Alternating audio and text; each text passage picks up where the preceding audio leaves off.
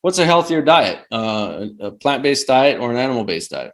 Oh, there's no question. I mean, I'm not going to hesitate even for a second. I used to believe an animal-based diet was the healthiest diet because I had been told over the course of time, especially being an athlete growing up and, lifting weights and being a soccer player, that you got to eat meat. You got to get your protein, because if you don't, then you're going to be at a disadvantage against, number one, other males, and number two, other athletes. Nathan, you probably heard the same thing when you were growing up, right? Yeah, I grew up on meat and potatoes. I mean, Exactly.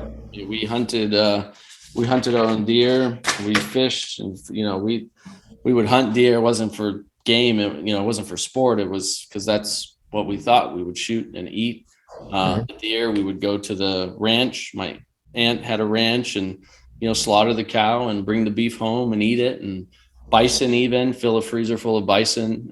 We would go fishing and fish and catch the fish and cook it up and eat it right there. I mean, basically grew up on two kinds of diets. There was like the meat and potatoes thing, which was, once in a while. And then there was the processed food diet, which caused me to get very sick very early because I ate basically fast food for quite a while, not knowing anything about health. And so that caused a lot of major health issues at a really young age. But yeah, that's what I grew up believing as well. Oh, you need meat. Drinking a gallon of milk a day, it was, my friend drank so much milk, he had calcium deposits out the side of his neck.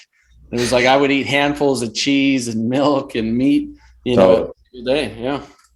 Yeah, exactly. So the messaging is very strong. I mean, it's strong when you're an adolescent boy. It's strong when you're an athlete.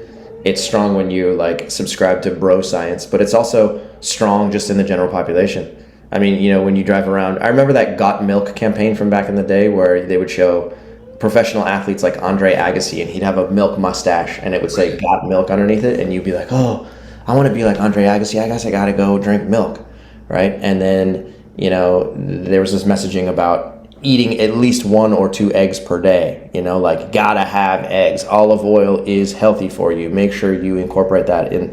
So there's been a lot of confusion in the world of nutrition over the course of time, and even though there's more information available to human beings at any point, today than at any point in history, people are more confused. The nutrition guidelines are more confusing, and social media has just turned this into a giant blender full of a bunch of ridiculousness, as far as I'm concerned.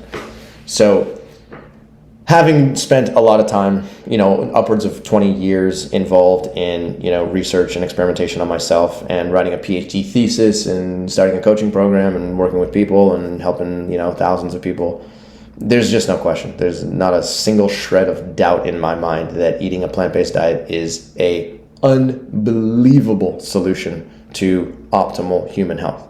And when I say optimal human health, I'm not just saying that if you have a pre-existing condition, then you have to eat a plant-based diet, right?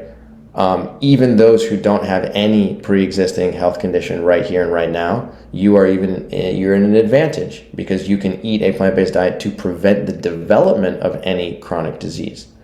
What I learned during the coronavirus pandemic was that not only does eating a plant-based diet significantly, when I say significant, I mean absolutely squash your risk for chronic diseases, including diabetes, heart disease, cancer, chronic kidney disease, fatty liver disease, Alzheimer's disease, and dementia, literally your brain, thyroid dysfunction, irritable bowel syndrome, dysbiosis in your gut, many autoimmune conditions, and the list goes on. Okay, eating a plant-based diet can significantly reduce your risk for all of those conditions. But what's fascinating is that the food that you eat and the higher your intake of micronutrients that come from the plant-based world, the more powerful your immune system becomes.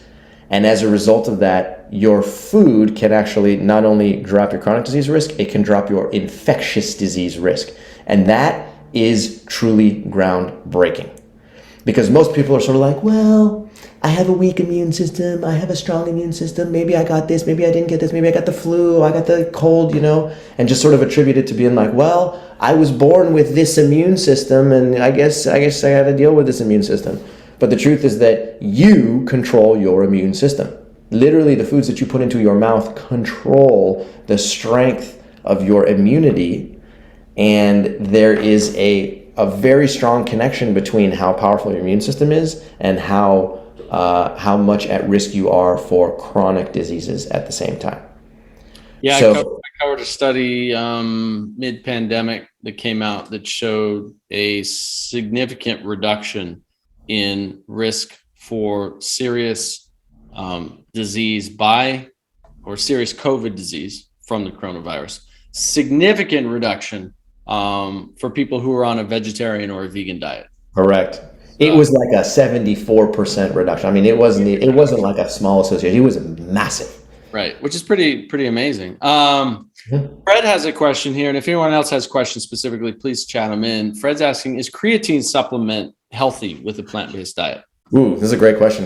Nathan and I have talked about this actually at length before.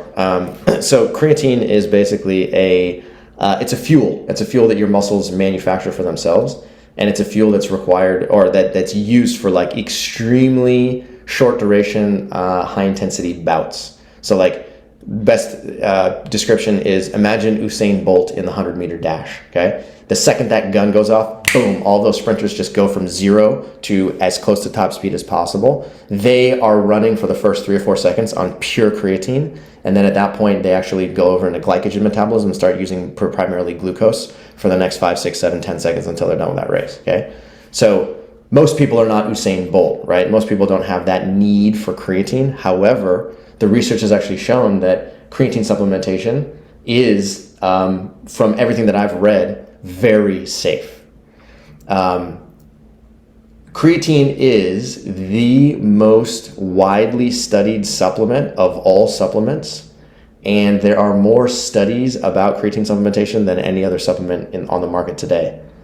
And the overwhelming majority of that research says that creatine is quite safe for consumption. It's safe, and it actually there's a line of research which maybe you've read as well, Nathan, that shows that there's actually some significant cognitive benefits as well.